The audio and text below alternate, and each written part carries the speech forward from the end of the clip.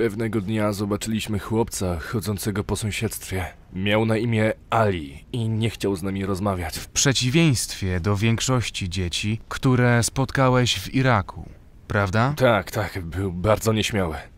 A za drugim czy trzecim razem, gdy go spotkałem, wziął ze sobą swojego przyjaciela, Ahmeda. On był bardziej towarzyski, więc i Ali się otworzył. Każde spotkanie z tymi dziećmi stało się czymś, na co czekałem. Graliśmy w papier, kamień i nożyce. Kopaliśmy razem piłkę.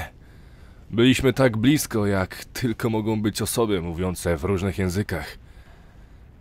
Nigdy nie miałem ręki do dzieci. I to był pierwszy raz, kiedy pokochałem kogoś nie z mojej rodziny. Ale pewnego dnia Ali przybiegł do mnie. I już wiedziałem, że coś jest nie tak. Mówił ciągle Ahmed Boom.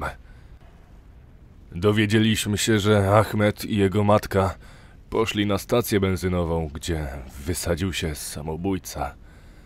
Matka Ahmeda zmarła od razu, a Ahmed był gdzieś w szpitalu. Razem z innymi żołnierzami zebraliśmy pieniądze, które mieliśmy i daliśmy to Aliemu, mówiąc: weź to i daj ojcu Ahmeda. Ale później zobaczyłem Aliego, jak idzie bardzo powoli i usiadł na krawężniku przy moim wozie. Wykopał dołek w ziemi palcami. Wziął kamień i położył go do dołka, po czym go zakopał. Potem pokazał na to palcem i powiedział: Ahmed. Wtedy wiedziałem już, że Ahmed nie przeżył. Tak siedziałem na krawężniku w pustynnym kamuflażu i trzymając karabin M4 razem z dzieckiem z północnego Bagdadu. Po prostu siedziałem i płakałem.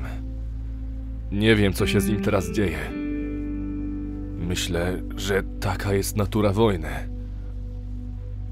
Ale zawsze, kiedy widzę jakieś nagranie z Bagdadu, zawsze jakby się rozglądam, zastanawiając się, czy może Ali jest tam gdzieś w kadrze.